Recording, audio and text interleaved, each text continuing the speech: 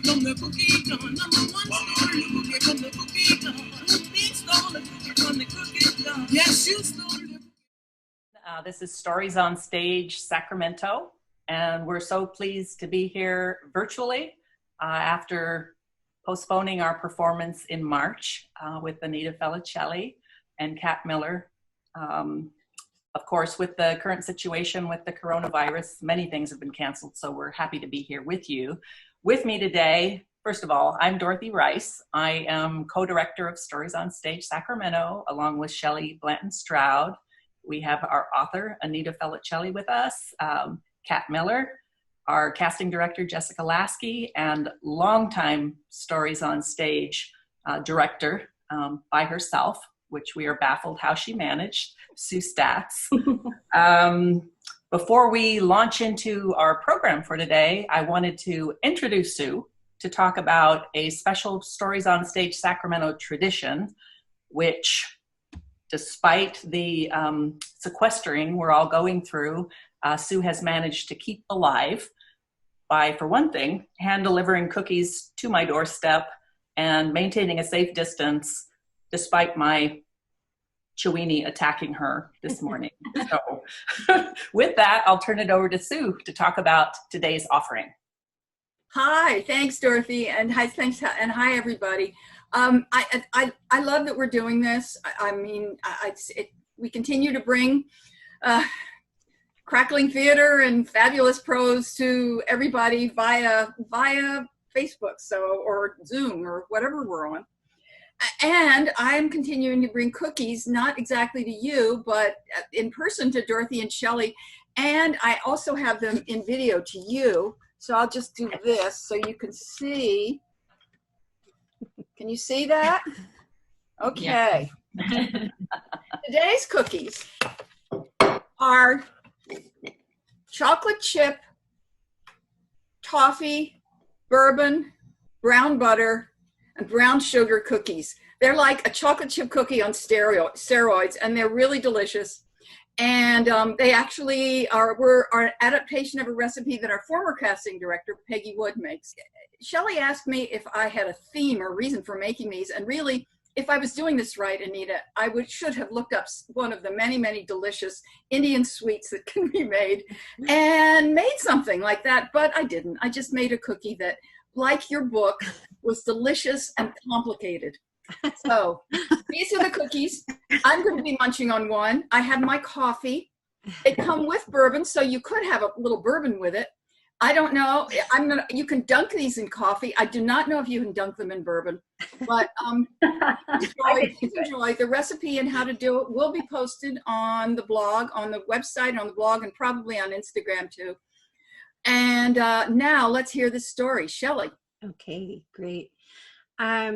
Anita, the first time I heard about Chimerica, it was like I read a very short paragraph about it, and I called Dorothy, and I'm like, okay, we've got her.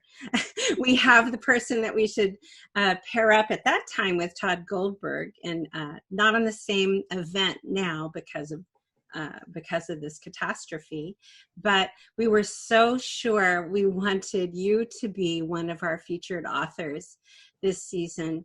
Chimerica, just the idea of it riveted me. And so if you don't mind, I'd like to do a very brief introduction to you. You jump in and correct me when I'm wrong. So you need to have your audio on if it's not. And then I'd like to ask you a couple of questions, if that's okay. So I think your audio is on, you're good. Okay. That's great. So here's the simple version of what I could find out about Anita. She is a Bay Area citizen. She is a lawyer who graduated from Bolt Hall, and I'm not sure if it was called Bolt then or Berkeley School of Law. Do you remember? It was Bolt. It was Bolt. A long time ago, so. So she is a writer of short stories and of essays and of book reviews, and she's a novelist, of course. She's also a wife, a mother, a daughter, a sister, a citizen with opinions, because I just track her all over the internet, looking forward to hearing what she's interested in and how she's reacting to events in the world. So Anita, it's wonderful to get to meet you, even under these circumstances. Welcome. It's wonderful to meet you guys. Thank you. Thank you so much for having me and for doing it under these circumstances too. Well, I just have a couple questions for you. First of all, in reviews people have made of your novel, Chimerica, many terms are used to describe the genre of it, which I find fascinating. That was the first thing that interested me, all the many ways there are to describe this novel. In particular, even on the back of your book, it says it's surrealist. It's a legal thriller. It involves magical realism. It's a work of feminism. Yep, there's the book.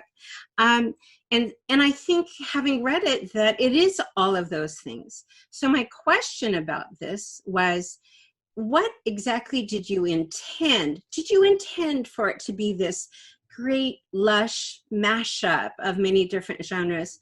Or did it just sort of magically happen to you while you were writing? And did you need outsiders to tell you what it was after you'd written it? Or did you always know? Did you plan it this way? You know, I like knowing how outsiders read it, but I had always intended it to be kind of a postmodernist work of fiction. It was kind of my response to William Gaddis's A Frolic of His Own, which was a satirical novel dealing with the law.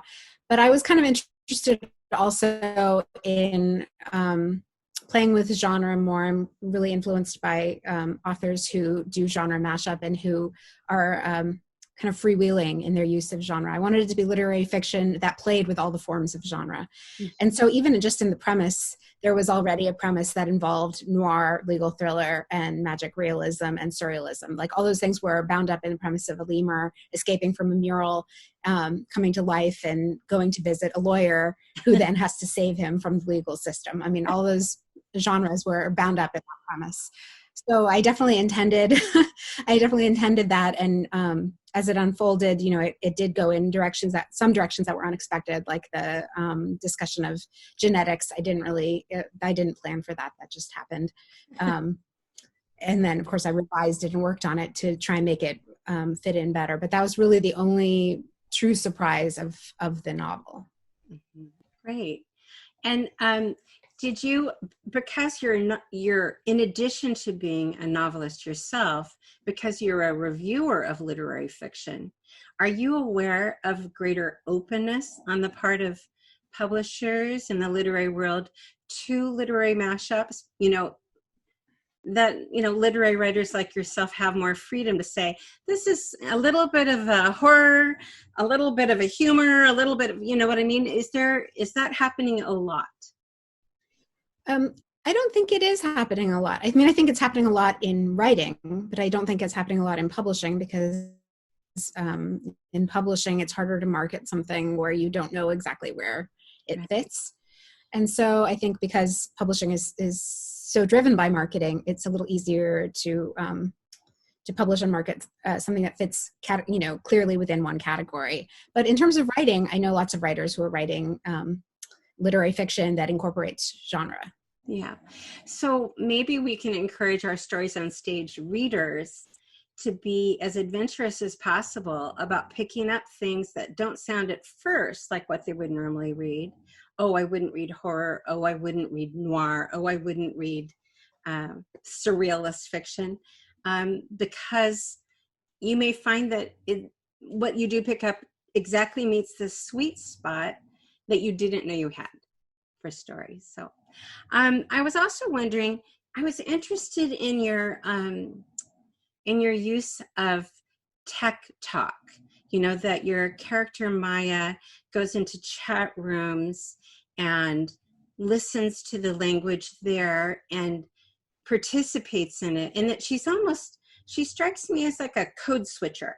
Like she can go into different kinds of dialogue and participate and bring out a different voice. Are you very much of a chat room person yourself, and do you like that kind of communication? No, I actually really don't like technology at all. Both my parents were in technology, so I've been using it for a long time. So I understand it, but I actually don't like it. I avoid it whenever possible. I much prefer human to human contact. But with the chat, but I do observe a lot that happens online because you kind of have to be online as a writer now anyway. Well, I mean, famous writers don't, but the rest of us do. So I've observed a lot of online chatter, which is what informs the conversations in the book. And I've always been sort of fascinated by this kind of flarf poetry aspect of online communication, that people are talking in non sequiturs and people are bombastic and people seem like they know what they're talking about even when they're saying total nonsense. So I just wanted to kind of have that feel of it.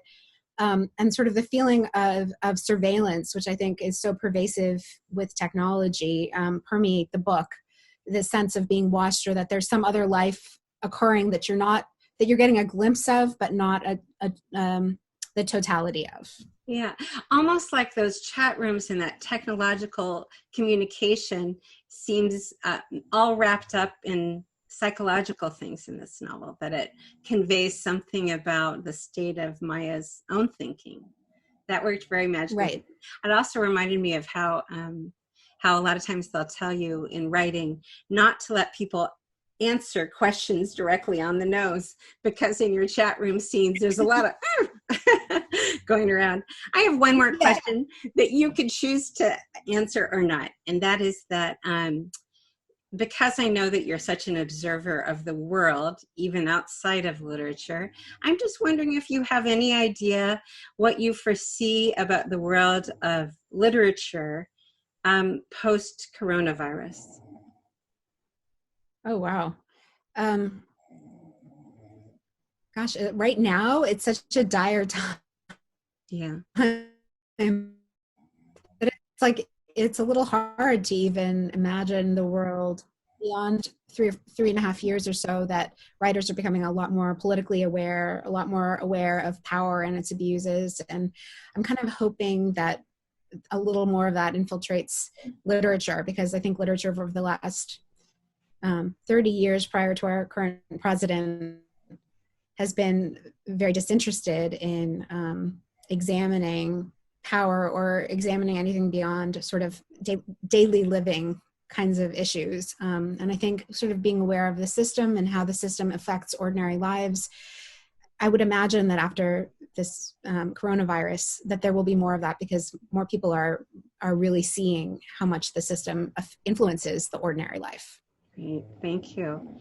My last question for you is, would you like to tell anything to us about the excerpt we're going to see, or about Chimerica? Like, is there any way of describing it that you want our readers and our viewers to hold in their thoughts before they watch the performance?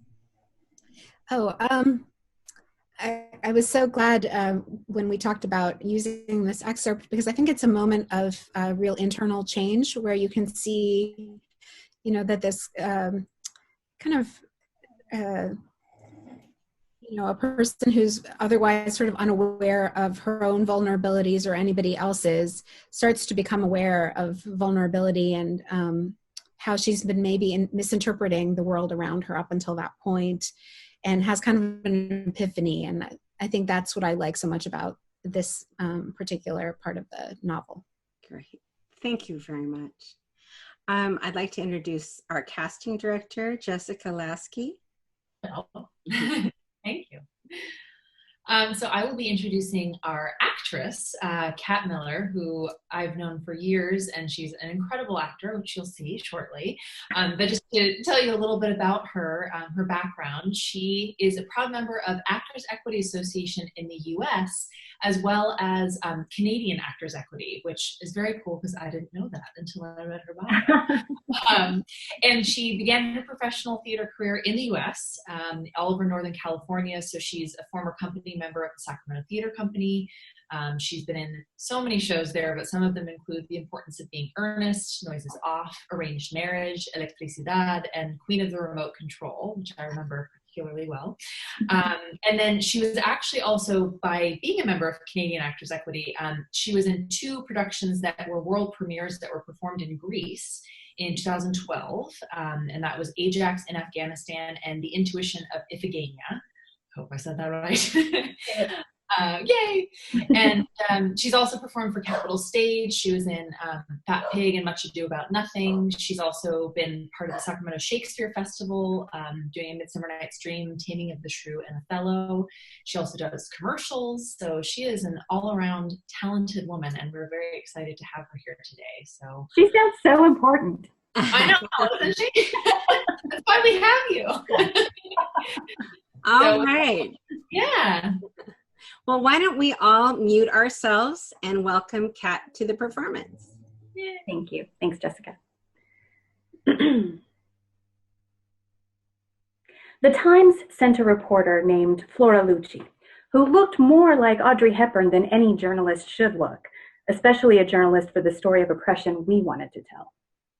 Accompanied by a pale, lanky photographer whose name I didn't catch, she carried a red designer bag that matched her lipstick and wore big retro sunglasses tinted brown. When she removed her sunglasses to look around, eyeing my house with an initial flash of skepticism, I was embarrassed. Maybe her article would note the darker patches on the wall where the removed paintings and photographs once rested. Maybe it would draw embarrassing conclusions. I found myself wanting to explain about the separation, but fortunately, she was so shiny and cool. I recognized the impropriety of oversharing and simply watched her. Other than that immediate surprise, her gaze drifted over everything without any judgment, or at least she didn't pull out a notepad to comment on the inadequacy of what she saw. She sunk back into the couch, crossed her legs, and smiled brightly at the lemur, as if she were at a job interview waiting for a prospective employer to ask her questions. The lemur perched at the edge of the couch with a surly expression on his face. I nudged him. Before the interview, I told him that his public face was supposed to be that of someone who was wronged, but not resentful. People like to root for a scrappy underdog who still has hope. Bitterness is a turnoff. He tried to smile, but the effort yielded more of a grimace. I nudged him again. All right, he said. I turned to beam at Flora to make sure she had the sense that we were optimistic about our chances at trial rather than desperate to turn this whole thing around. When I looked back at the lemur, he'd smoothed out his naturally surly expression and was attempting the smile of a plastic doll. Well, it's nice to meet you both, Flora Lucci said, pulling from her purse a slim, shiny tape recorder and a black spiral-bound notebook. She pressed her thumb against the tape recorder to start recording and held it there as a tiny red light flicked on. You came to Ms. Ramesh a few weeks ago. You went missing almost a year ago. What have you been doing in the meantime? Yes, I came to see Maya not long ago, the lemur said. Before that, I was trying to figure out how to get to Madagascar in other ways. Well, forgive me, but what makes you think you should be in Madagascar instead of back in the painting? I mean, you're not actually from that country, are you? You're from Oakland, aren't you? I'm from Oakland, only because I happen to be trapped in this painting there, the lemur said. But I existed before that.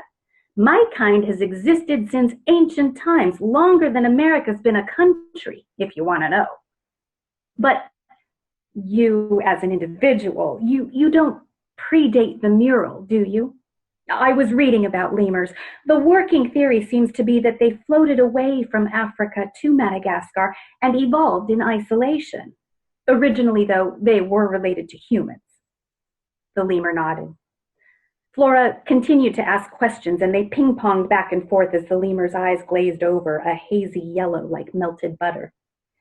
It was her responsibility as a journalist to be objective, but I couldn't help but think she was unduly skeptical, too willing to assume that the lemur didn't know what he was talking about because he didn't fit her preconceptions. Perhaps I was wrong about this strategy. Perhaps I couldn't control the media message as much as I thought I could. Evers would approve of this strategy because he agreed with me that fame was worth almost anything. But what would Spencer do? He would probably play by the rules, knowing that the addition of an outsider, a journalist, into the mix could easily poison the narrative and ruin the jury pool. Then again, Spencer didn't believe in me, and I didn't want to run this case his way, because winning his way would only prove that I'd lost everything in losing that job. The photographer was in the corner fiddling with his equipment, occasionally taking a picture. Outside the window, a hawk was hovering over the gentle pink and green eucalyptuses, probably scanning the rumpled earth below for a mouse to eviscerate. Flora was asking, "And now they've brought you into a lawsuit?" "Right, but only on a cross-complaint.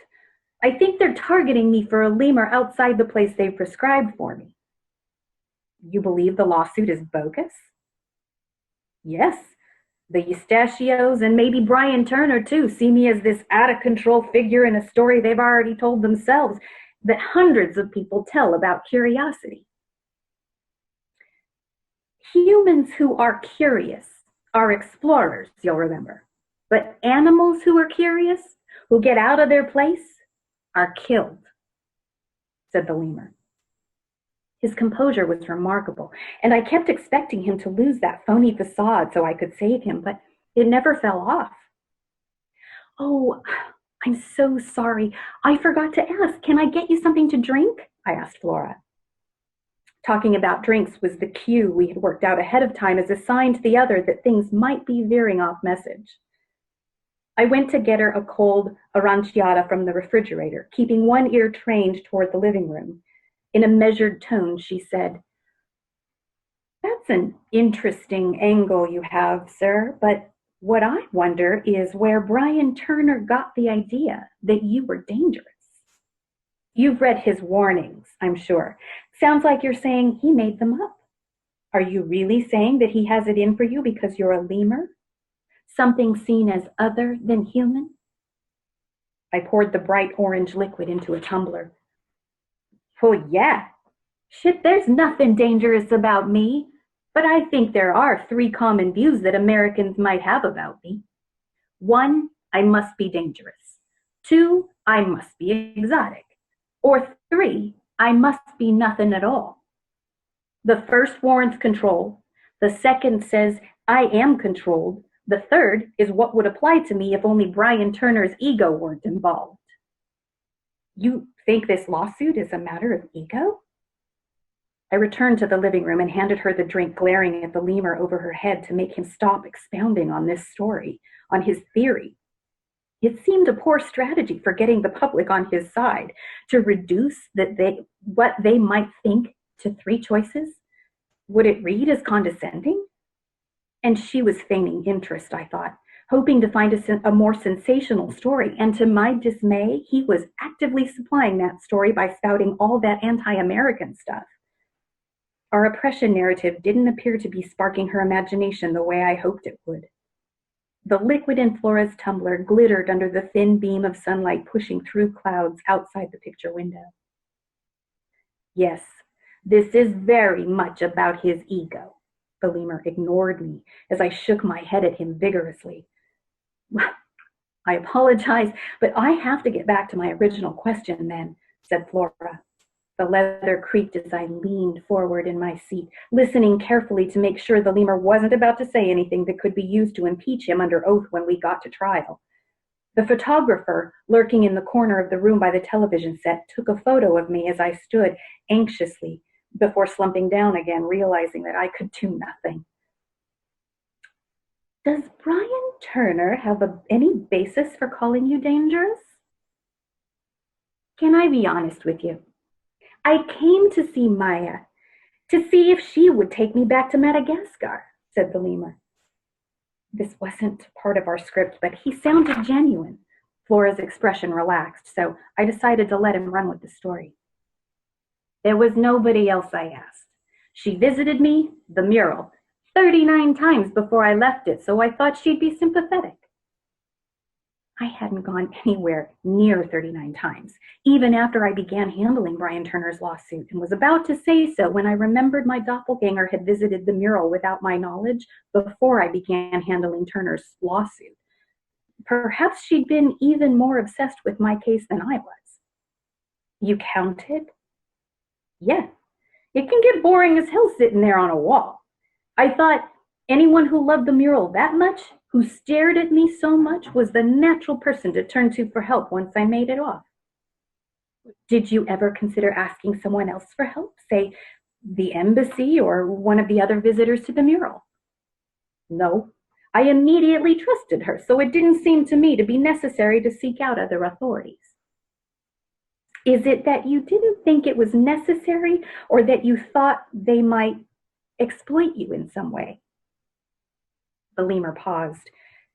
He looked at me for a moment before answering. I thought they might exploit me. I mean, anything that's different loses its agency, gets exploited and funneled into the consumer economy, the megaplex that is America. And you see Brian Turner as part of the consumer economy? I mean, he's a byproduct of it.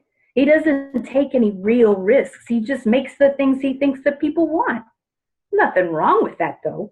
It's the American way, isn't it? Flora laughed, but I was starting to see my limits as the lemur's attorney. Why would anyone trust me over Spencer when it came to this animal? He hadn't stuck to our story about agency, but had gone off on a rant criticizing America. I wondered if I should present her with the photographs and letters showing that Brian had ripped off Ever's partner X in Madagascar, but decided against it. I remembered a sexual discrimination case early in my career where a private investigator we retained found out about the opposing party's nasty sexual exploits. That was the first, but not the only time Spencer had told me I needed to keep something in my pocket for trial. I should say that there are great Americans who might support me if they realize that I want the same things that they do. I want freedom. I want to be able to move around and live where I want to live and associate with those I want to associate with. Laura nodded, and I glimpsed a cool blue light in her eyes. Finally, she was buying our story. I could breathe again. The lemur went on.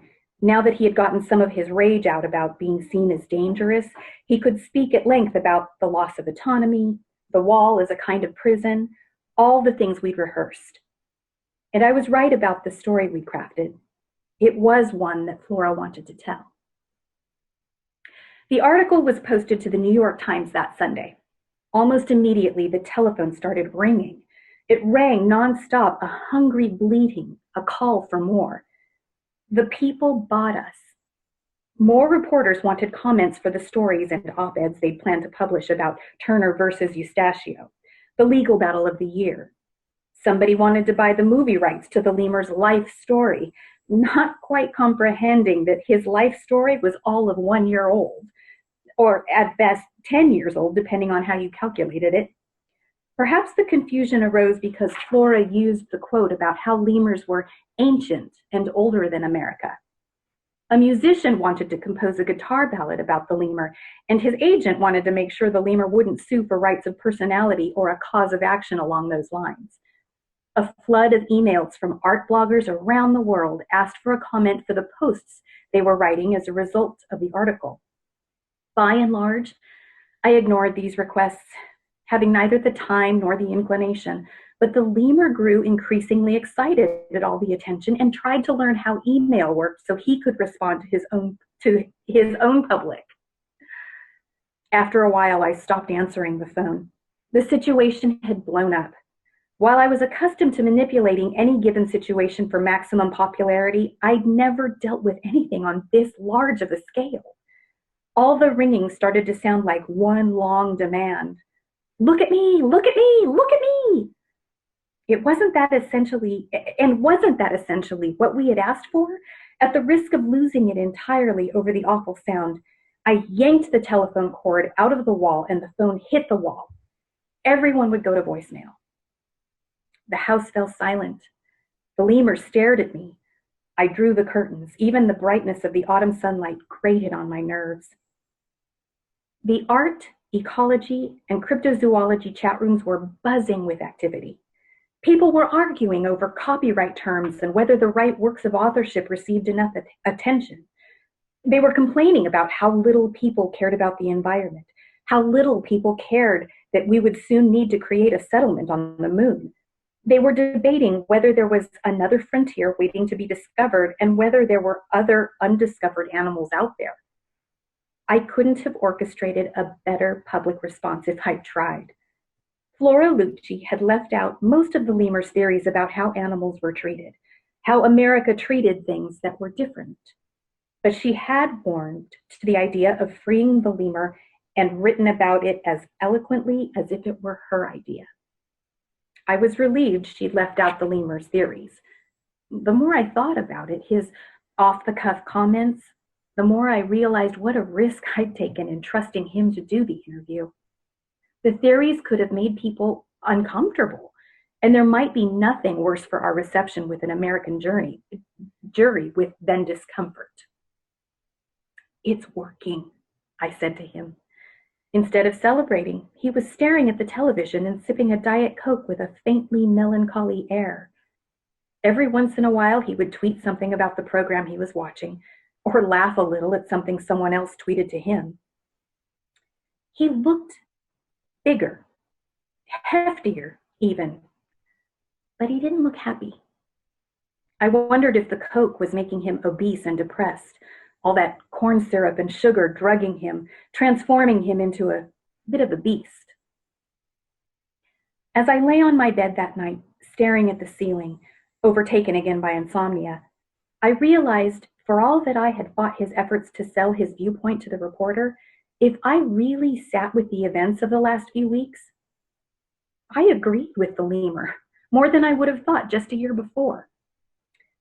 You could work hard, force yourself into colorblindness, buy into all the myths of free speech and justice and liberty for all, and mind your own business when, with a few cruel words, someone on the inside would remind you that you were other, that you were outside, that you would never be inside. It happened all the time when I was growing up. Tiny social grenades blowing up that I wasn't allowed to even remark upon. You weren't supposed to notice anything that other people, white people, didn't notice or feel any more than they would in the same situation.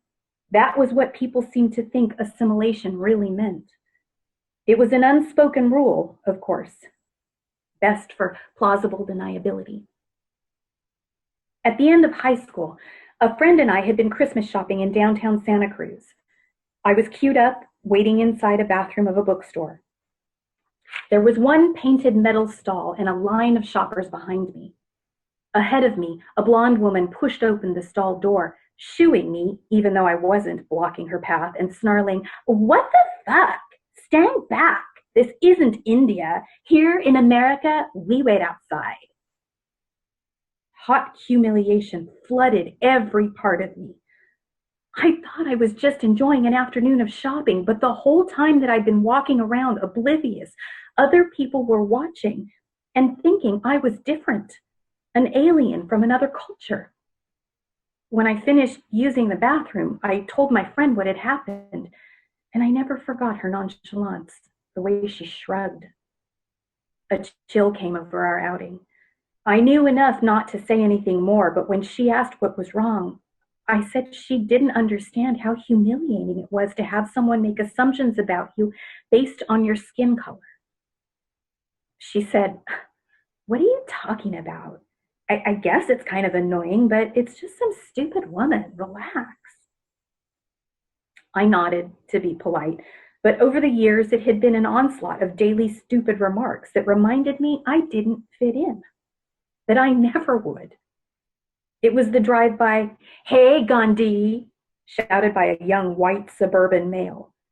The random namastes on city streets from older men that might have been intended as remarks of respect about honoring my soul, but seemed more like an unearned familiarity or a way to show off. It was being asked mockingly about reincarnation by bored students in a science class. It was the shit jokes made about my skin color. It was the white girlfriends who said I wasn't pretty enough for the white boys. And it was the white boys who sexually harassed me privately, but ignored me publicly. And when I was older, it was being mistaken for an administrative assistant at the office, no matter how designer my suits were. It was being mistaken for a store clerk in stores where clerks wore uniforms. It was being mistaken for my daughter's nanny. Over and over again. Then too, after years of being told these differences didn't really matter in America, and that I was too sensitive if it bothered me,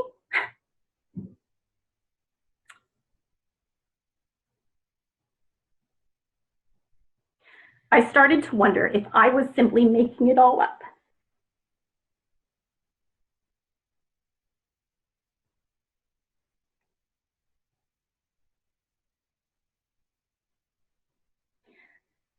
I'm so sorry.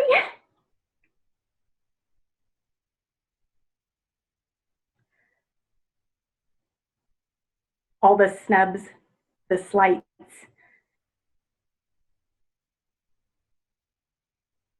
the friends and relatives that weren't interested in learning what I really thought about anything, and who wanted me to lie routinely.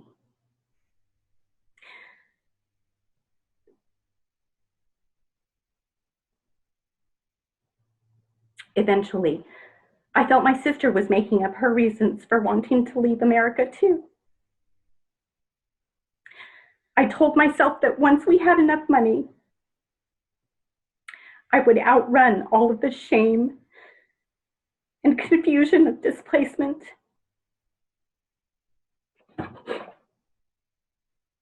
But you can never really outrun yourself.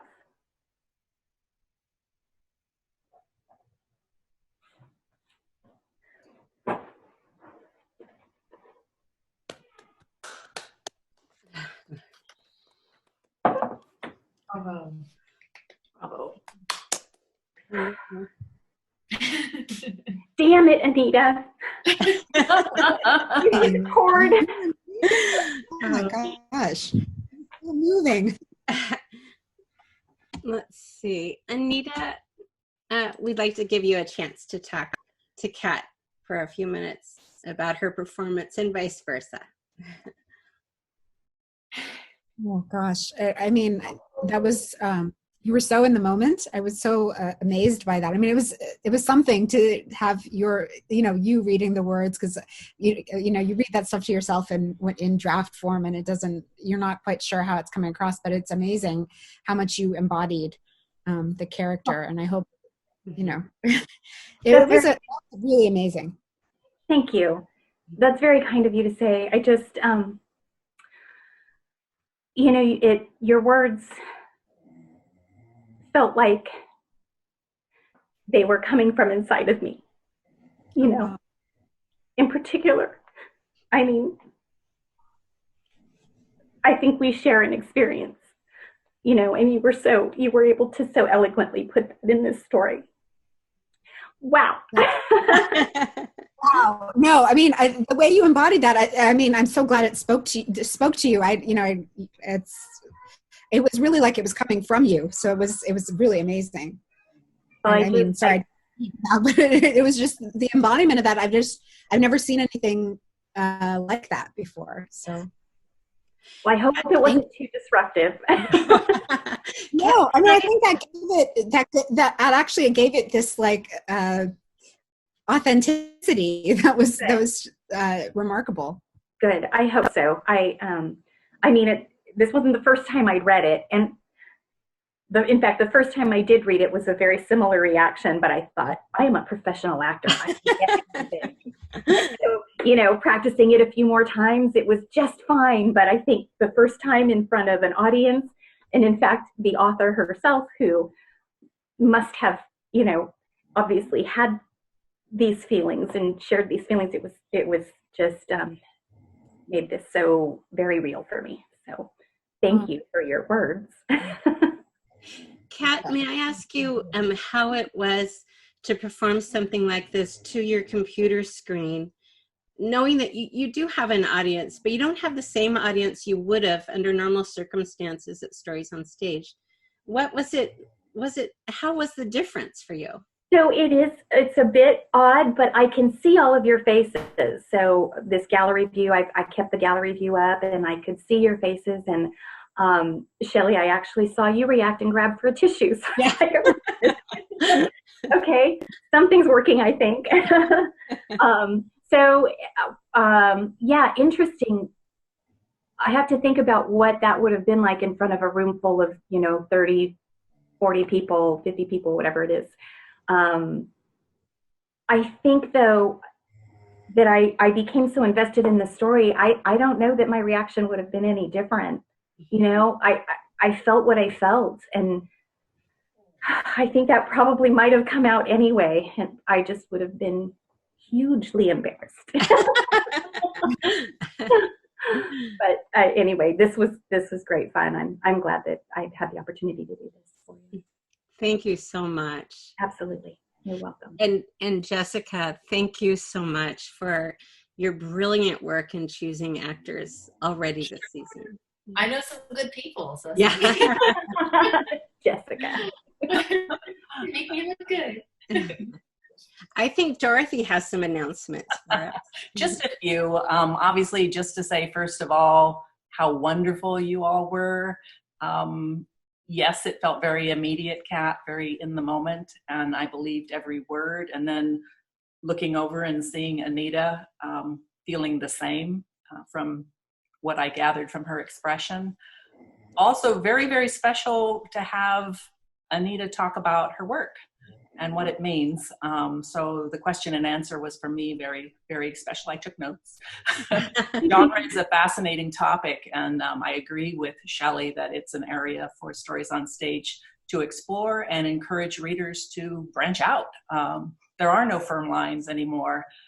Also, that cookie, good Lord. Damn. So I have an offer. If any of the people who did not get cookies today would like them, just give your address to Shelley, and I have probably a dozen more. I can send you a few. So good. So good. No more for you, Dorothy. Yeah, I usually don't plan to eat on camera, honestly, but I couldn't help myself until I got too engrossed in the story, and then I didn't want to take up another, but that first one went down real easy. A couple of very brief, for real announcements. Anyone watching, if you have questions or comments, things you'd like to share with Anita or Kat or Shelley or I or anybody, questions about the recipe, whatever it might be, do email us, storiesonstage916@gmail.com. And we will be posting information and sending out information on choosing Chimerica as a book club selection for Stories on Stage, and a new feature we're going to start, which in these times when we're all a bit more isolated, it seemed like another way to bring our community together talking about books. So when we have a date for that, we will announce it. Yeah, if you go to our website, storiesonstage.Sacramento.org, you can sign up for our newsletter if you're not already there, and then you'll get all the dates and all the information there and on our Facebook page. Lastly, just a plug for our bookseller, capitalbooksonk.com. We are encouraging folks to buy Chimerica and all their fine reading from Capital Books on K during this time to support our independent booksellers. So I think that's it. Do you think of anything else I didn't cover, Shelley? I think that's it. And it was super meaningful to me to be able to be here with you guys this afternoon, to hear this story I so admire, performed by this actress that I so admire. Well done. Thank you all. Thank you. Bye for now. It was amazing. Thanks.